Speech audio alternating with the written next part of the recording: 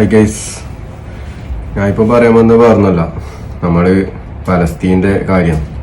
കാരണം എന്ന് വെച്ചാൽ ആടെ നടക്കുന്നത് കൊടും ക്രൂരതയാണ്. അപ്പം എനക്കൊന്നിപ്പോൾ ഒന്നും ചെയ്യാൻ കഴിഞ്ഞിട്ടില്ല. അപ്പം അതിന് വേണ്ടിയിട്ട് എൻ്റെ നാവ് തുറന്ന് എനിക്കൊരു വീഡിയോ ചെയ്യണം തോന്നി സംസാരിച്ചുകൊണ്ട്. അതുകൊണ്ട് ഞാൻ ചെയ്യുന്നത്. കാരണം അവരെന്തിനു വേണ്ടി യുദ്ധം ചെയ്യുന്നെന്നോ എന്താ പ്രശ്നമെന്നോ ഒന്നും എനിക്കറിയില്ല. എല്ലാവരെയും പോലെ ഓരോ ദിവസവും ന്യൂസിലും റീൽസിലും അങ്ങനെയൊക്കെ കാണുന്നു. അപ്പം ഓരോ വീഡിയോ എന്തിന് അവർ യുദ്ധം ചെയ്തോട്ട് എന്തെങ്കിലും ആയിക്കോട്ടെ, ഓക്കെ. ചെറിയ കുഞ്ഞു മക്കളെ പോലും വിടാണ്ട് അവർ ഇങ്ങനെ യുദ്ധം ചെയ്തിട്ട് കാര്യമില്ലല്ലോ.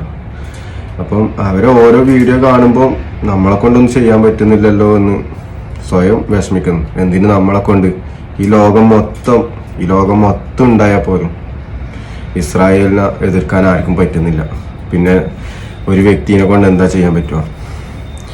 അപ്പം ഞാൻ പറയുന്നത്, ഇസ്രായേലിനും ആരെങ്കിലും അപൂർവം ആരെങ്കിലും സപ്പോർട്ട് ഉണ്ടാവും. അങ്ങനെ ഉണ്ടെങ്കിൽ അവരെയൊന്നും സപ്പോർട്ട് ആക്കല്ല.